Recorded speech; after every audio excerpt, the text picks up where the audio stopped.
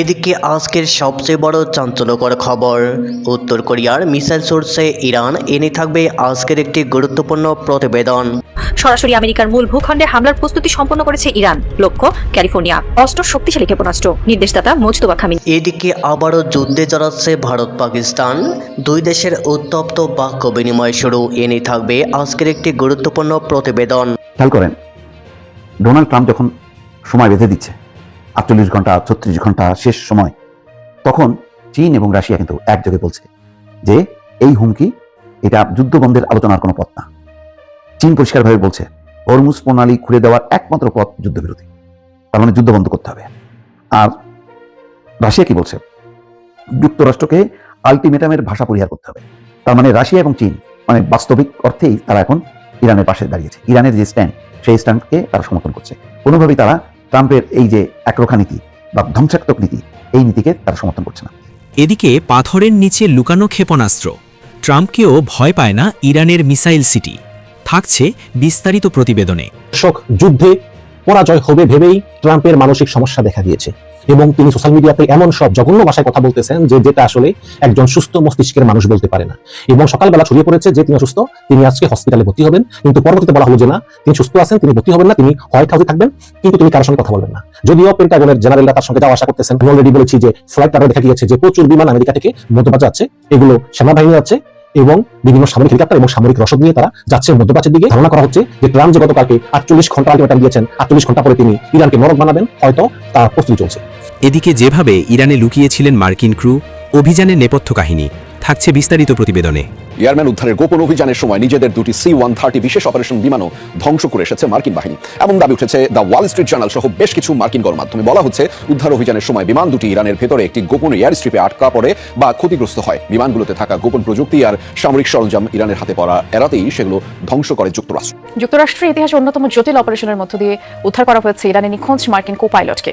শনিবার ইরানের দক্ষিণ পশ্চিমাঞ্চলে সমন্বিত অভিযান চালায় বিশেষ বাহিনী। দুপক্ষের ব্যাপক লড়াইয়ের পর নিরাপদে তুলে নেওয়া হয় বিধ্বস্ত F-15 ফাইটার জেটের এয়ারম্যানকে। অত্যন্ত গোপন ও ঝুঁকিপূর্ণ অভিযানে যুক্তরাষ্ট্রের কোনো ক্ষয়ক্ষতি হয়নি বলে দাবি মার্কিন প্রেসিডেন্ট ডোনাল্ড ট্রাম্পের। তবে আরও একটি এয়ারক্রাফট ভূপাতিতের দাবি করেছে ইরান।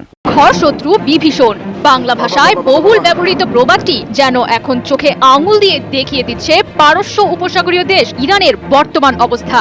আমেরিকা এবং ইসরায়েলের নীল নকশায় সামিল হয়ে যখন ইরানের দিক থেকে মুখ ফিরিয়ে নিয়েছে মধ্যপ্রাচ্যে থাকা মুসলিম দেশগুলো, তখন পশ্চিমা অপশক্তির বিরুদ্ধে অনেকটা একাই লড়ছে ইরান। যদিও সাম্প্রতিক সময়ে প্রকাশ্যেই ইরানের পাশে থাকার ঘোষণা দিয়ে যুদ্ধে ঝাঁপিয়ে পড়েছে লেবানন এবং ইয়েমেনের সশস্ত্র প্রতিরোধ গোষ্ঠীগুলো। তবে শোনা যাচ্ছে পর্দার আড়ালেও নাকি লুকিয়ে আছে আরেকটি নাম। সামরিক বিশ্লেষকদের ধারণা, উত্তর কোরিয়া থেকে ক্ষেপণাস্ত্র কিনে আমেরিকা এবং ইসরায়েলকে ঘায়েল করার মিশনে নেমেছে ইরান। চাঞ্চল্যকর এমন তথ্যে প্রশ্ন উঠেছে, তাহলে কি আড়াল থেকে ইরান যুদ্ধের কলকাঠি নাড়ছে উত্তর কোরিয়া? মোস্তফা খামেনির নেতৃত্বাধীন দেশ ইরানকে ঢাল করে তাহলে কি যুদ্ধবাজ মার্কিন প্রেসিডেন্ট ট্রাম্পকে উচিত শিক্ষা দিতে চাইছেন কিম জং উন? প্রায় 2 মাস ধরে চলা ইরান যুদ্ধে শুরু থেকেই প্রতিপক্ষকে নিজেদের সক্ষমতা বেশ ভালোভাবেই বুঝিয়ে দিয়েছে ইরান। প্রমাণ করে দিয়েছে শত্রুপক্ষের হামলা আর হুমকিতেও মাথা নত করতে জানে না শহীদ আয়াতুল্লাহ খামেনির দেশটি।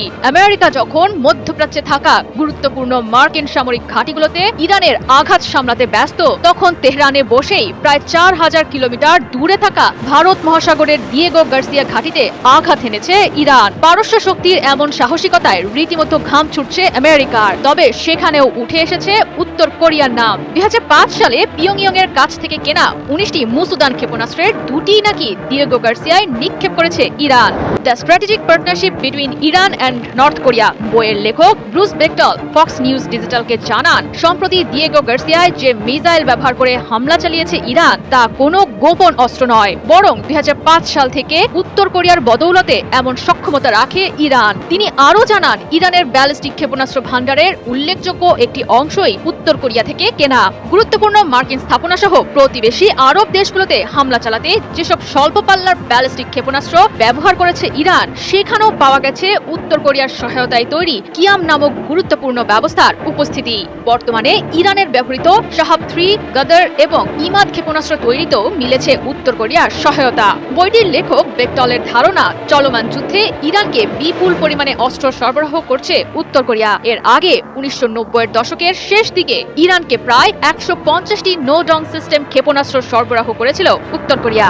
ইরান ইসরায়েল যুদ্ধে যখন উত্তপ্ত গোটা মধ্যপ্রাচ্য, ঠিক তখনই আবারও রণহুঙ্কার শোনা যাচ্ছে দক্ষিণ এশিয়ার দুই চিরপ্রতিদ্বন্দ্বী ভারত ও পাকিস্তানের মধ্যে। পাল্টাপাল্টি হুমকির ভাষা এবার ছাড়িয়ে গেছে আগের সব মাত্রা। ভারত যদি ভবিষ্যতে কোনো দুঃসাহসিক পদক্ষেপ নেওয়ার চেষ্টা করে তবে তার জবাব সরাসরি কলকাতা পর্যন্ত পৌঁছাতে পারে বলে হুঁশিয়ারি দিয়েছেন পাকিস্তানের প্রতিরক্ষা মন্ত্রী খাজা আসিফ। ভারতীয় সংবাদ মাধ্যম এনডিটিভি জানিয়েছে, ভারতের পক্ষ থেকে কোনো অপারেশন বা সাজানো হামলার চেষ্টা করা হলে পাকিস্তান বসে থাকবে না। খাজা আসিফ স্পষ্ট করে বলেন, সার্বভৌমত্ব রক্ষায় পাকিস্তানের সংকল্প অটল এবং তাদের পরবর্তী সামরিক প্রতিক্রিয়া হবে দ্রুত, সুচিন্তিত ও চূড়ান্ত। অন্যদিকে ভারতের প্রতিরক্ষা মন্ত্রী রাজনাথ সিং ইসলামাবাদকে কড়া ভাষায় সতর্ক করেছেন। কেরালার এক অনুষ্ঠানে তিনি বলেন, পাকিস্তানের সন্ত্রাসীদের ঘাঁটি ধ্বংসের যে অভিযান ভারত শুরু করেছিল তা এখনো শেষ হয়নি। যদি আবারও কোনো সন্ত্রাসী হামলার পুনরাবৃত্তি ঘটে তবে ভারতীয় সশস্ত্র বাহিনী এমন জবাব দেবে যা পাকিস্তান কোনোদিনও ভুলতে পারবে না। রাজনাথের দাবি, গত বছরের অপারেশনগুলোর ধারাবাহিকতায় এবার যেকোনো উস্কানির জবাব নেওয়া হবে অভূতপূর্ব ও নজিরবিহীন পদক্ষেপে। পাকিস্তানের প্রতিরক্ষা মন্ত্রী খাজা আসিফের দাবি, ভারত নিজের দেশের লোক বা পাকিস্তানে আটক ব্যক্তিদের ব্যবহার করে সাজানো হামলার নাটক সাজাতে পারে, যার দায় পাকিস্তানের উপর চাপানো হবে। যদিও এই দাবির পক্ষে কোনো প্রমাণ দেননি। দুই পরমাণু শক্তিধর রাষ্ট্রের এমন পাল্টাপাল্টি হুমকিতে আঞ্চলিক স্থিতিশীলতা এখন চরম ঝুঁকির মুখে। একদিকে ভারতের সামরিক শ্রেষ্ঠত্বের আস্ফালন, অন্যদিকে পাকিস্তানের দ্রুত ও পরিমিত জবাবের হুঁশিয়ারি। সব মিলিয়ে দক্ষিণ এশিয়ার আকাশে এখন নতুন করে যুদ্ধের মেঘ জমছে। এদিকে পাথরের নিচে লুকানো ক্ষেপণাস্ত্র, ট্রাম্পকেও ভয় পায় না ইরানের মিসাইল সিটি। ইরান ও যুক্তরাষ্ট্রের মধ্যে চলমান উত্তেজনা এখন এমন এক পর্যায়ে পৌঁছেছে যেখানে সামরিক শক্তির পাশাপাশি কৌশলগত অবকাঠামো বড় ভূমিকা রাখছে।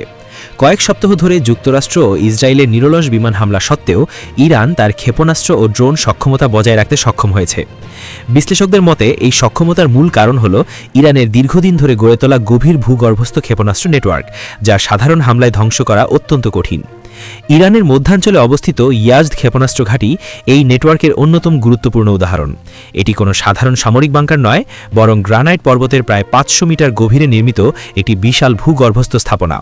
শক্ত ও ঘন গ্রানাইট শিলার কারণে এই ঘাঁটি যুক্তরাষ্ট্রের সবচেয়ে শক্তিশালী বাংকার বাস্টিং বোমার আঘাতও সহ্য করতে পারে বলে ধারণা করা হয়। ফলে সরাসরি ধ্বংস করা অত্যন্ত জটিল ও সময় সাপেক্ষ হয়ে পড়ে। বিশেষজ্ঞদের মতে এই ধরনের স্থাপনা ধ্বংস করতে হলে নির্দিষ্ট স্থানে একাধিক সুনির্দিষ্ট হামলা এবং অত্যন্ত নির্ভুল গোয়েন্দা তথ্য প্রয়োজন। কিন্তু বাস্তব পরিস্থিতিতে এই দুইটি বিষয়ই সীমিত থাকায় কার্যকর হামলা চালানো কঠিন হয়ে দাঁড়ায়। ইরানের এই ভূগর্ভস্থ নেটওয়ার্ক এমনভাবে তৈরি করা হয়েছে যাতে এটি একাধিক স্তরে সুরক্ষিত থাকে এবং একক আক্রমণে ধ্বংস করা না যায়। ইয়াজদ ঘাটির ভেতরে একটি জটিল ও বিস্তৃত টানেল ব্যবস্থা রয়েছে বলে ধারণা করা হয়, যেখানে স্বয়ংক্রিয় রেল ব্যবস্থার মাধ্যমে অস্ত্র, সরঞ্জাম এবং ক্ষেপণাস্ত্র দ্রুত স্থানান্তর করা যায়। এই টানেলগুলো বিভিন্ন স্টোরেজ এলাকা, সংযোজন কেন্দ্র এবং একাধিক গোপন বহির্গমন পথের সঙ্গে যুক্ত। ফলে বাহ্যিক হামলার সময় দ্রুত অবস্থান পরিবর্তন করে ক্ষেপণাস্ত্র উৎক্ষেপণ করা সম্ভব হয়। ইরানের প্রচারিত ভিডিও ফুটেজে দেখা গেছে ট্রাক ও লরির মাধ্যমে ক্ষেপণাস্ত্র উৎক্ষেপকগুলোকে খুব দ্রুত বাইরে আনা হয়, লক্ষ্যবস্তুতে হামলা চালানো হয় এবং আবার দ্রুত সেগুলো ভূগর্ভে ফিরিয়ে নেওয়া হয়। এই দ্রুত চলাচল এবং গোপনীয়তা মার্কিন ও ইসরায়েলি বাহিনীর জন্য বড় চ্যালেঞ্জ তৈরি করেছে, কারণ উৎক্ষেপকগুলোকে স্থায়ীভাবে শনাক্ত করে ধ্বংস করা প্রায় অসম্ভব হয়ে পড়ে। Institute for the study of ওয়ারের তথ্য অনুযায়ী ট্রাম্প প্রশাসনের সঙ্গে চলমান উত্তেজনার সময় ইয়াজদ ঘাঁটিতে একাধিকবার হামলা চালানো হলেও সেখান থেকে ক্ষেপণাস্ত্র উৎক্ষেপণের ঘটনা ঘটেছে। যদিও এই উৎক্ষেপণ হামলার আগে নাকি পরে হয়েছে তার নিশ্চিত নয়, তবে এটি ইরানের ভূগর্ভস্থ ব্যবস্থার স্থিতিস্থাপকতার একটি বড় প্রমাণ হিসেবে দেখা হচ্ছে। এতে বোঝা যায় আংশিক ক্ষতি হলেও পুরো সক্ষমতা অক্ষুণ্ণ থাকে। মার্কিন গোয়েন্দা সংস্থাগুলোর সাম্প্রতিক মূল্যায়নে বলা হয়েছে ইরানের এখনও উল্লেখযোগ্য পরিমাণ ক্ষেপণাস্ত্র উৎক্ষেপক এবং হাজার হাজার ড্রোন অক্ষত রয়েছে। কিছু উৎক্ষেপক সাময়িকভাবে ক্ষতিগ্রস্ত হলেও দ্রুত মেরামত করে পুনরায় ব্যবহার করা হচ্ছে। ফলে ধারাবাহিক হামলার পরও ইরানের সামরিক সক্ষমতা সম্পূর্ণভাবে ভেঙে পড়েনি, বরং একটি নির্দিষ্ট মাত্রায় সক্রিয় রয়েছে। ইরানের এই ভূগর্ভস্থ ক্ষেপণাস্ত্র শহরগুলো কেবল সামরিক শক্তির প্রতীক নয়, বরং একটি কৌশলগত প্রতিরক্ষা ব্যবস্থা। গভীর টানেল, শক্তিশালী শিলাস্তর, দ্রুত স্থানান্তর ব্যবস্থা এবং গোপনীয়তা সব মিলিয়ে এটি যুক্তরাষ্ট্র ও তার মিত্রদের জন্য বড় ধরনের চ্যালেঞ্জ হয়ে উঠেছে। তথ্যসূত্র ডেইলি মেইল। এদিকে যেভাবে ইরানে লুকিয়েছিলেন মার্কিন ক্রু, অভিযানের নেপথ্য কাহিনী। ইরানের ভেতরে ভূপাতিত একটি মার্কিন যুদ্ধবিমানের ক্রু সদস্যকে উদ্ধারে যুক্তরাষ্ট্রের সামরিক বাহিনী এক দুঃসাহসিক অভিযান পরিচালনা করেছে। এই অভিযানে বিশেষ বাহিনী, গোয়েন্দা সংস্থা এবং যুদ্ধবিমানসহ শতাধিক সদস্য অংশ নেয়। মার্কিন কর্মকর্তাদের বরাতে জানা গেছে ইউএস এয়ারফোর্সের একটি F-15E স্ট্রাইক ঈগল যুদ্ধবিমান ইরানের আকাশে ভূপাতিত হলে এর 2 ক্রু সদস্য প্যারাশুটে বেরিয়ে আসেন। পাইলটকে দ্রুত উদ্ধার করা গেলেও অন্যজন, একজন অস্ত্র ব্যবস্থাপনা কর্মকর্তা, ইরানের দুর্গম পাহাড়ি এলাকায় নিখোঁজ হয়ে পড়েন। আহত অবস্থায় ওই কর্মকর্তা একাধিক ঘণ্টা শত্রুপক্ষের চোখ এড়িয়ে পাহাড়ের গুহার মতো স্থানে লুকিয়ে থাকেন। তার কাছে ছিল কেবল একটি পিস্তল, যোগাযোগ ডিভাইস এবং ট্র্যাকিং বিকন। ইরানি বাহিনীর তল্লাশি এড়াতে তিনি অবস্থান পরিবর্তন করতে থাকেন এবং মাঝে মধ্যে মার্কিন বাহিনীর সঙ্গে যোগাযোগ রাখেন। এরপর তাকে উদ্ধারে অভিযান শুরু করে যুক্তরাষ্ট্র। এতে অংশ নেয় এলিট বাহিনী যেমন ডেল্টা ফোর্স এবং নেভি সিল টিম 6। পাশাপাশি সিআইএ ইরানের ভেতরে বিভ্রান্তিমূলক তথ্য ছড়িয়ে শত্রুপক্ষকে বিভ্রান্ত করার চেষ্টা চালায়। অভিযানের সময় মার্কিন যুদ্ধবিমানগুলো সম্ভাব্য হুমকি দূর করতে বোমা হামলা চালায়, যাতে উদ্ধারকারী দল নিরাপদে কাজ করতে পারে। শেষ পর্যন্ত কমান্ডোরা ওই কর্মকর্তাকে খুঁজে বের করে নিরাপদে সরিয়ে নিতে সক্ষম হয়। তবে অভিযানের সময় কিছু জটিলতাও দেখা দেয়। 2টি MC-130J কমান্ডো 2 পরিবহন বিমান ক্ষতিগ্রস্ত হলে সেগুলো শত্রুর হাতে পড়ার ঝুঁকি এড়াতে ধ্বংস করে দেয় যুক্তরাষ্ট্র। এদিকে ইরানি রাষ্ট্রীয় গণমাধ্যম দাবি করেছে তারা মার্কিন বিমান ভূপাতিত করেছে এবং ঘটনাস্থলের ধ্বংসাবশেষের ছবি প্রকাশ করেছে। এসব ছবিতে পুড়ে যাওয়া বিমানের অংশ দেখা গেছে, যা ইরানের এসফাহান শহরের কাছাকাছি এলাকা থেকে নেওয়া বলে জানানো হয়। অভিযানটি পর্যবেক্ষণ করেন যুক্তরাষ্ট্রের প্রেসিডেন্ট ডোনাল্ড ট্রাম্প, যিনি হোয়াইট হাউসের সিচুয়েশন রুম থেকে পুরো প্রক্রিয়া তদারকি করেন। পরে সামাজিক মাধ্যমে তিনি লেখেন, আমরা তাকে উদ্ধার করেছি এবং এটিকে যুক্তরাষ্ট্রের ইতিহাসের অন্যতম সাহসী উদ্ধার অভিযান হিসাবে বর্ণনা করেন। মার্কিন প্রশাসন জানিয়েছে এই অভিযানে কোনো মার্কিন সেনা নিহত বা গুরুতর আহত হননি। উদ্ধার হওয়া কর্মকর্তা গুরুতর আহত হলেও জীবিত আছেন এবং নিরাপদ স্থানে চিকিৎসাধীন রয়েছেন। এই ঘটনাকে কেন্দ্র করে যুক্তরাষ্ট্র ও ইরানের মধ্যে চলমান উত্তেজনা আরও বাড়তে পারে বলে ধারণা করা হচ্ছে। খেয়াল করেন, ডোনাল্ড ট্রাম্প যখন সময় বেঁধে দিচ্ছে 48 ঘন্টা 36 ঘন্টা শেষ সময়, তখন চীন এবং রাশিয়া কিন্তু একযোগে বলছে যে এই হুমকি এটা যুদ্ধবন্ধের আলোচনার কোনো পথ না। চীন পরিষ্কারভাবে বলছে হরমুজ প্রণালী খুলে দেওয়ার একমাত্র পথ যুদ্ধবিরতি, তার মানে যুদ্ধ বন্ধ করতে হবে। আর রাশিয়া কি বলছে, যুক্তরাষ্ট্রকে আলটিমেটামের ভাষা পরিহার করতে হবে। তার মানে রাশিয়া এবং চীন মানে বাস্তবিক অর্থেই তারা এখন ইরানের পাশে দাঁড়িয়েছে। ইরানের যে স্ট্যান্ড, সেই স্ট্যান্ডকে তারা সমর্থন করছে। কোনোভাবেই তারা ট্রাম্পের এই যে একরোখা নীতি বা ধ্বংসাত্মক নীতি, এই নীতিকে তারা সমর্থন করছে না। রাশিয়ার কথা বলি, ইরানের সঙ্গে চলমান উত্তেজনা নিরসনে যুক্তরাষ্ট্রকে আলটিমেটাম বা হুমকির ভাষা পরিহারের আহ্বান জানিয়েছে রাশিয়া। মস্কোর পক্ষ থেকে বলা হয়েছে সংঘাত না বাড়িয়ে ওয়াশিংটনের উচিত আলোচনা টেবিলে ফিরে আসা। এটা ইরানও তো তাই চায়, স্থায়ী যুদ্ধবন্ধের ব্যাপারে আলোচনা শুরু। এবং পাকিস্তানের উদ্যোগকে স্বাগত জানিয়েছে, প্রশংসা করেছে যে পাকিস্তান এই উদ্যোগ নিয়েছে। রুশ পররাষ্ট্রমন্ত্রী জানিয়েছে, পররাষ্ট্রমন্ত্রী সের্গেই লাভরভ ইরানের পররাষ্ট্রমন্ত্রী আব্বাস আরাগচির সঙ্গে টেলিফোনে কথা বলেছেন। ফোনালাপে লাভরভ আশা প্রকাশ করেন যে যুদ্ধ প্রশমিত করার চলমান প্রচেষ্টাগুলো সফল হবে। তিনি বলেন, যুক্তরাষ্ট্র যদি হুমকির ভাষা ত্যাগ করে পরিস্থিতিকে আলোচনার ধারায় ফিরিয়ে আনে, তবেই তার সংকট সমাধানে সহায়ক হবে। রুশ পররাষ্ট্র মন্ত্রণালয়ের বিবৃতিতে আরও বলা হচ্ছে, দুই দেশই জাতিসংঘ নিরাপত্তা পরিষদ সহ সব পক্ষকে এমন কোনো পদক্ষেপ নেওয়া থেকে বিরত থাকার আহ্বান জানিয়েছে যা রাজনৈতিক এবং কূটনৈতিক উপায়ে সংকট সমাধানের অবশিষ্ট সুযোগগুলোকে নষ্ট করতে পারে। হরমুজ প্রণালী খুলে দেওয়া একমাত্র পথ হচ্ছে যুদ্ধবিরতি। চীন আনুষ্ঠানিকভাবে এটা বলেছে।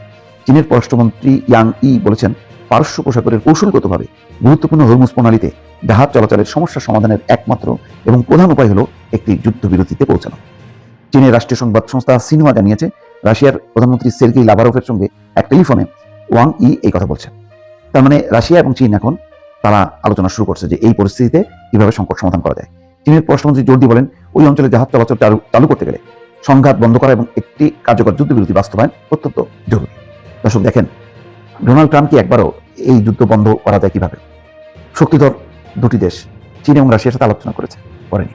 তার আলোচনা হলো সব মিলে ইসরায়েলের সাথে। ইসরায়েল তো হচ্ছে একটা যুদ্ধবাজ দেশ এবং নেতানিয়াহু হচ্ছে মানে রক্ত পিপাসু হিসেবে সারা বিশ্বে প্রতিষ্ঠিত হয়েছে।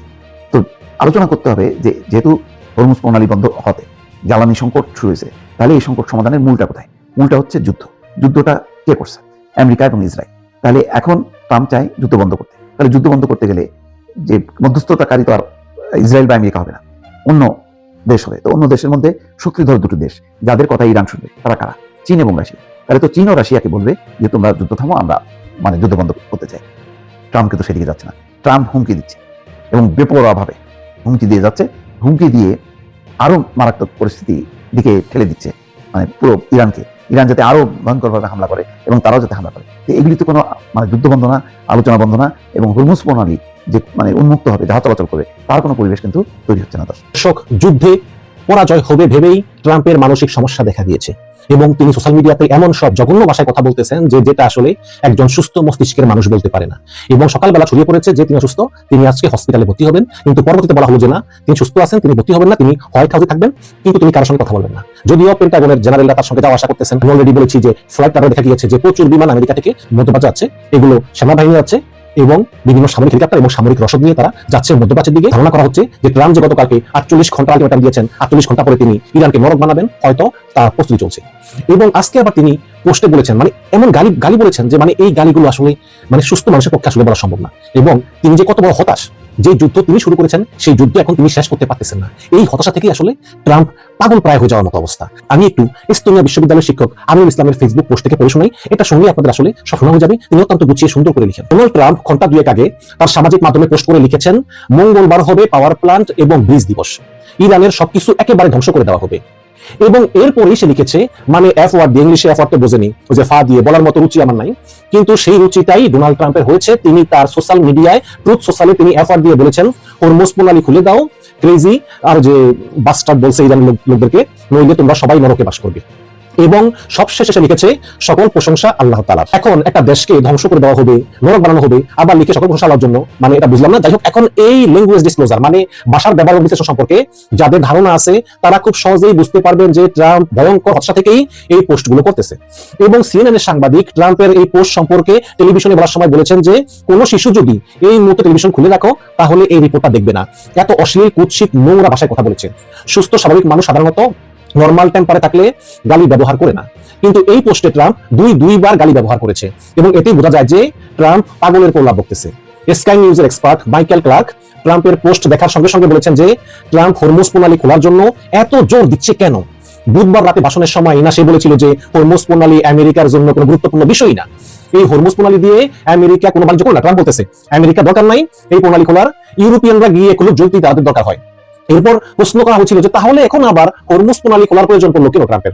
প্রয়োজন পড়লো এই কারণে যে ট্রাম্প খুব ভালো করেই জানে যে হরমুজ প্রণালী না খুলে যদি সে যুদ্ধ বন্ধ করে তাহলে সৌদি আরব, আরব আমিরাত, কুয়েত এবং বাহরাইন সেটা মেনে নিবে না। শিকাগো বিশ্ববিদ্যালয়ের অধ্যাপক মার্সে মারাজ বলেছেন যে আরব দেশগুলো আমেরিকাকে যেটা বলছে সেটা হচ্ছে যে তোমরা যুদ্ধ শুরু করেছো, এখন তোমরা এটা শেষ করে যাবা, অর্থাৎ ইরানকে দুর্বল করে তবেই আমেরিকা যেতে হবে, নইলে আমরা টিকতে পারবো না, এটা আরব দেশগুলো বলতেছে। এবং এরপরই তিনি আরব দেশগুলোকে উপদেশ দিয়ে বলেছেন যে শক্তি প্রয়োগ করে ইরানকে দমানো যাবে না, বরং আরব দেশগুলোর উচিত আমেরিকার থেকে দূরে গিয়ে ইরানের সঙ্গে আলোচনায় বসা। এবং সেটাই আজকে ওমান অফিসিয়ালি ঘোষণা করেছে যে ইরান এবং ওমান মিলে একটা ড্রাফট তৈরি করে ফেলেছে। এতে কোন দেশকে কি পরিমাণ টোল দিতে হবে এই জাহাজ নিয়ে হরমুজ প্রণালী পার হতে গেলে এই ড্রাফটে সবকিছু ক্লিয়ার করে দেওয়া আছে। অর্থাৎ ইরান এই যুদ্ধের ক্ষতিপূরণ হিসাবে হরমুজ প্রণালী ব্যবহার করবেই। আগে যেমন জাহাজ এখান দিয়ে ফ্রি যাতায়াত করতো, এখন সেটা করা যাবে না, এখন এখান দিয়ে জাহাজ গেলেই জাহাজকে টোল দিতে হবে, কারণ ইরানের অনেক ক্ষতি অলরেডি হয়ে গিয়েছে। ইরানের প্রেসিডেন্ট মুখপাত্র ট্রাম্পের পোস্টে জবাবে কিছুক্ষণ আগে বলেছেন যে হরমুজ তো খোলাই আছে, আমরা তো ড্রাফট করে ফেলছি, ক্ষতিপূরণ না দেওয়ার ব্যবস্থা করে এই যুদ্ধ আমরা শেষ করব না। অর্থাৎ ইরান সাফ জানিয়ে দিয়েছে যে আমেরিকা ইসরায়েল যতই হুমকি দিক ইরান তাতে কান দিচ্ছে না। এই যুদ্ধ বন্ধ করতে হলে আমেরিকাকে এই অঞ্চল থেকে সরে যেতে হবে এবং ক্ষতিপূরণ দিয়েই যেতে হবে। এবং গতকালকে ট্রাম্প বলেছিল আজ আমেরিকা তাদের একজন নিখোঁজ পাইলটকে ইরান থেকে উদ্ধার করতে সমর্থ হয়েছে। এই যুদ্ধ শুরু হবার পর আমেরিকার যদি কোনো অর্জন থাকে তাহলে এই উদ্ধার অভিযানকেই একটা ভালো অর্জন বলা যেতে পারে। কিন্তু এই এক পাইলটকে উদ্ধার করতে গিয়ে আমেরিকা আজকে একদিনে 2টা বিমান এবং 2টা হেলিকপ্টার ধ্বংস হয়েছে, এটা আবার ইরানের সাফল্য। এদিকে আরব যে দেশগুলো ইরানের কথা না শুনে আমেরিকার কথা শুনতেছে, ইরান তাদের ক্রমাগত আঘাত করেই যাচ্ছে। কুয়েতের অবস্থা খুবই খারাপ, ওদের পানি শোধনাগার, পাওয়ার প্লান্ট, তেল ক্ষেত্র, গ্যাস ক্ষেত্রে আঘাত করছে আজ ইরান। এবং এই হামলার মাধ্যমে ইরান বুঝিয়ে দিয়েছে যে আমাদের বিদ্যুৎ, পানি এবং ব্রিজে যদি আঘাত আসে তোমরাও কেউ রক্ষা পাবে না। ইরান স্রেফ ওদের সক্ষমতা জানা দিচ্ছে। এদিকে আবার ইয়েমেনে থাকা হুতিরা আজ ইসরায়েলের বেন গুরিয়ন এয়ারপোর্টে একটি সফল হামলা করেছে। সেখানকার সকল কর্মীকে বেশ কয়েক ঘন্টার জন্য সরিয়ে নেওয়া হয়েছিল। আমেরিকান ফক্স নিউজের মিলিটারি এক্সপার্ট জেনারেল কেইন আজকে বলেছেন যে ইরান তো আলাদা করে তাদের পারমাণবিক অস্ত্রের দরকার নাই, হরমুজ প্রণালী হচ্ছে ইরানের পারমাণবিক অস্ত্র। অর্থাৎ হরমুজ প্রণালী বন্ধ রাখতে পারাই মানে পৃথিবীর অর্থনীতি স্থবির হয়ে যাওয়া। যেমনটা সিএনএন কলামিস্ট স্টিফেন ইয়াং আজকে লিখেছেন যে পৃথিবীব্যাপী তেল গ্যাসের যে ক্রাইসিস দেখা হচ্ছে সেটা এখন আর তেল গ্যাসে সীমাবদ্ধ নাই, কিডনি ডায়ালিসিস থেকে শুরু করে সকল ক্ষেত্রে ছড়িয়ে পড়েছে। এটা বোঝার জন্য বেশি দূর যেতে হবে না। বাংলাদেশের অর্থমন্ত্রী আমির খসরু মাহমুদ চৌধুরী আজকে বলেছেন যে শুধু তেল গ্যাসই না, পুরো সাপ্লাই চেইন ভেঙে পড়তে পারে, দ্রব্যমূল্য বাড়বে, না বাড়িয়ে থাকা যাবে না, সরকারি তদারক করা হচ্ছে এবং জনগণকে এর চাপ নিতেই হবে। এবং এটা শুধু বাংলাদেশের ক্ষেত্রে না দর্শক, পুরো পৃথিবীতেই সরকারগুলিকে এভাবে ভাবতে হচ্ছে। বাংলাদেশ যেহেতু অতি দরিদ্র একটি দেশ, তাই অন্যান্য দরিদ্র দেশগুলোর মতোই বাংলাদেশের অবস্থাও খুব দ্রুতই খারাপ হচ্ছে। আর আমেরিকা, ইসরায়েল এবং কিছু আরব দেশ পৃথিবীর অন্য দেশের কথা না ভেবেই বারবার বলতেছে ইরানকে প্রস্তর যুগে নিয়ে যাবে, যেটা ট্রাম্প গতকালকে তার ট্রুথ সোশ্যালে বলেছেন অলরেডি। অন্য কোনো দেশের কথাই তারা চিন্তা করতেছে না। এই জন্যই ফ্রান্সের প্রেসিডেন্ট ইমানুয়েল ম্যাক্রন আজকে বলেছেন যে পৃথিবীতে যে কোনো সাম্রাজ্যবাদী শক্তির হাত থেকে বাঁচতে হবে। আমেরিকা, চীন কারো আধিপত্যই না মেনে বরং তৃতীয় চতুর্থ জোট তৈরি করতে হবে, নইলে আমেরিকার কাউকে পছন্দ না হলেই যখন যাকে ইচ্ছা গিয়ে বোম মারবে। চিন্তা করা যায়, যেই ফ্রান্স নিজে একটা সাম্রাজ্যবাদী রাষ্ট্র ছিল, আমেরিকার মিত্র ছিল, সেই ফ্রান্সের প্রেসিডেন্ট এখন বলতেছে যে এই বিশ্ব ব্যবস্থায় থাকা যাবে না, খুব দ্রুতই আমেরিকান অর্ডার থেকে বের হয়ে মাল্টিপুলার অর্ডার মানে বহুমুখী বিশ্ব ব্যবস্থা যেতে হবে। ওদিকে আবার চাইনিজ বিশেষজ্ঞ ভিক্টর গাওয়াস বলেছেন যে এই যুদ্ধের পর চীন বুঝে গিয়েছে যে আমেরিকার সামর্থ্য কেমন। এরপর তিনি বলেছেন যে চীন মনে হয় না এখন আমেরিকাকে খুব একটা আগের মতো ভয় চোখে দেখবে। এদিকে এই লেখা লিখতে লিখতে শুনতে পেলাম ইসরায়েলের হাইফাই আঘাত করেছে ইরানের মিসাইল, সেখানে দাউ দাউ করে জ্বলছে আগুন। সাবেক সিআইএ গোয়েন্দা অফিসার, সামরিক এক্সপার্ট, এসকর্ট লিডার কিছুক্ষণ আগে বলেছেন যে ইরান চাইলে এখনই পারমাণবিক বোমা বানাতে পারে। আমি খুব অবাক হব যদি ইরান এই যুদ্ধ শুরু হবার পর পারমাণবিক বোমা বানিয়ে না থাকে।